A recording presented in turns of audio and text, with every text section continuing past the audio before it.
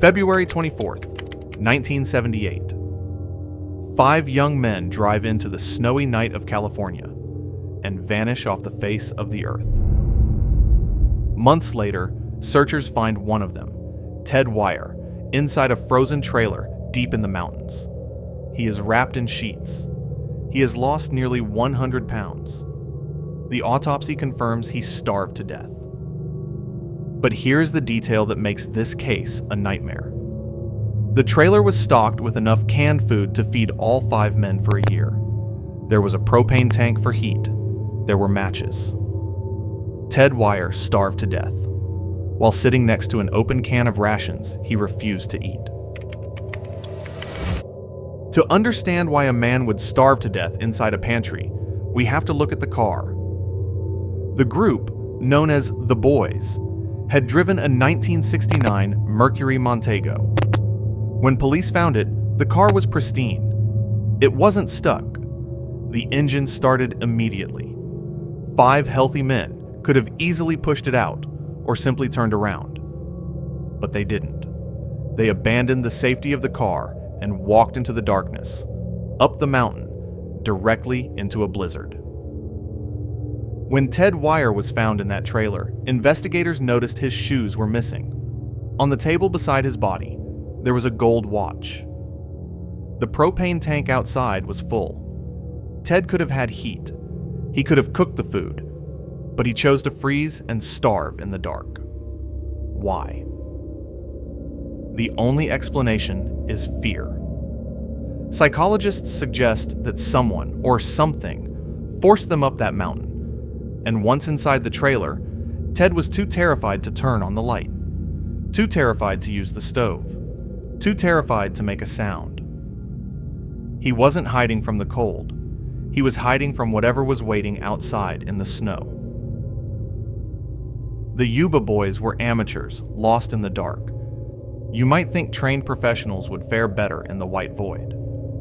You would be wrong, because in 1902, the cold didn't just take 5 men. It took an entire army. In January 1902, the Imperial Japanese Army sent 210 men on a training march through the Hakoda Mountains. The goal was to condition the troops for winter warfare against Russia. They were confident, they were disciplined, but the mountain did not care about their rank. A blizzard struck with a ferocity that defies description. Temperatures dropped to minus 40 degrees. The compasses froze. The maps became useless in the whiteout. As days passed, the men began to succumb to a phenomenon known as paradoxical undressing. In the final stages of hypothermia, the brain malfunctions. It thinks the body is burning up. Soldiers were found dead, naked in the snow, having torn off their uniforms in a final, delirious attempt to cool down. But the search parties found something even more disturbing. They called them the Standing Dead. Searchers found Lieutenant Tunde standing upright. His eyes were open. He looked like he was scanning the horizon for his troops, but he was a statue of solid ice. Out of 210 men, 199 died. The mountain didn't just kill them, it turned them into a museum of frozen horror. Biology tells us that when the human body freezes solid, cells rupture. Life ends. It is an absolute rule of nature. Until one winter night in Minnesota, a 19-year-old girl broke that rule. Jean Hilliard was driving home on a gravel road in 1980 when her car slid into a ditch. She was only a few miles from a friend's house.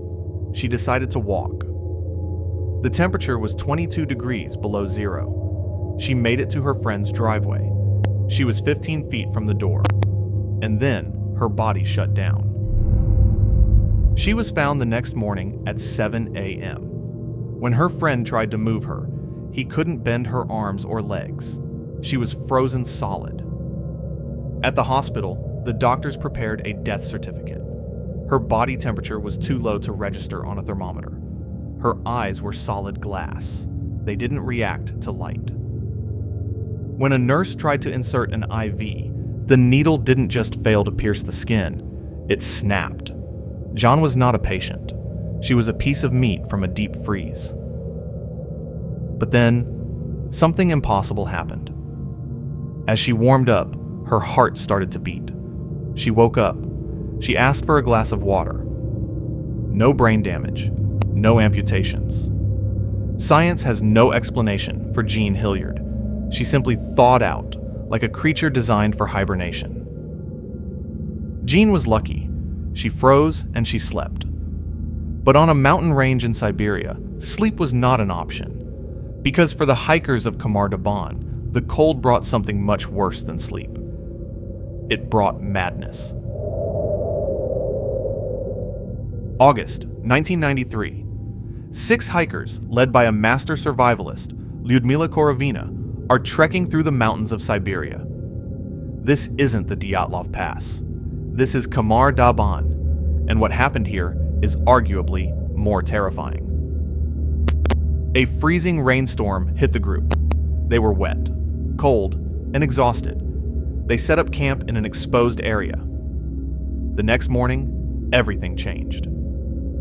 Valentina Utochenko, the sole survivor, describes a scene that sounds like a biological horror movie. One of the men, Alexander, began to scream. He started bleeding. From his eyes, from his ears. He frothed at the mouth. He fell, convulsing, and died. Then, the leader, Lyudmila, grabbed her throat. She couldn't breathe. She began to bleed. It spread like a contagion. The remaining hikers went insane with panic. They tore at their own clothes. They bashed their heads against rocks, as if trying to escape the pain inside their skulls. Valentina ran. She ran down the mountain, leaving her friends dying in a pool of blood and snow. What killed them? Autopsies said hypothermia, but hypothermia doesn't make you bleed from your eyes. Was it infrasound caused by the wind? A nerve agent drifting from a secret testing site? Or did they see something that shattered their minds before it stopped their hearts? The files remain classified. They died trying to escape the mountain. But sometimes, people don't want to be found. Sometimes, the snow is the perfect hiding place. In 2012, snowmobilers in a remote Swedish forest spotted something odd. The metal roof of a car, buried under feet of hard-packed snow. They thought it was a wreck from the previous autumn. They dug down to check for ID. They wiped the frost from the window, and a pair of eyes looked back. Inside was Peter Skilberg, emaciated, weak, but alive. He told police he had been trapped there since December, for 60 days, inside a metal box buried in snow, with no food, at temperatures reaching minus 30 degrees. Doctors said it was impossible. A human cannot survive 2 months without food in freezing conditions. But Peter survived. He survived on snow and the insulation of the car. But the mystery isn't how he survived. It's why he was there. Police found no tracks leading away. He never tried to dig himself out. Was Peter a victim of a trap? Or was he a man who went into the woods to hibernate until the end, but the cold refused to take him? Peter had a car to shelter him. He was alone. But in the most famous survival story of all time, there was no shelter, no solitude, and no food, except for the unthinkable. This story has been told many times, but we often skip the darkness to get to the miracle. Today, we look at the darkness. October 1972. A plane crashes in the Andes. 45 people on board. They are stranded at 12,000 feet in the death zone. On day 10, they found a radio. They heard the news that the search had been called off. The world had given them up for dead. And then, the hunger set in. It wasn't just hunger. It was a slow sentence. To survive, They had to cross a line that defines our humanity. They had to consume the bodies of their friends. And the mountain wasn't done. An avalanche buried the fuselage, trapping the survivors inside for 3 days.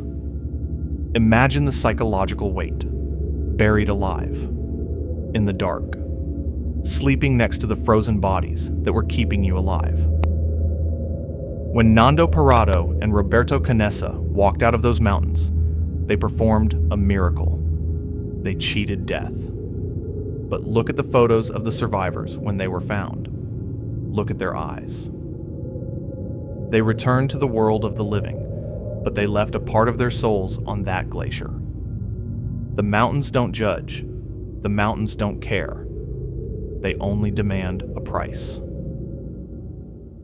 We fear the cold because it preserves the dead, but there is another cold that erases them completely. If you think the silence of the mountains is deafening, wait until you hear the silence of the abyss. Click here to open the ocean mysteries. You might find that drowning is far worse than freezing.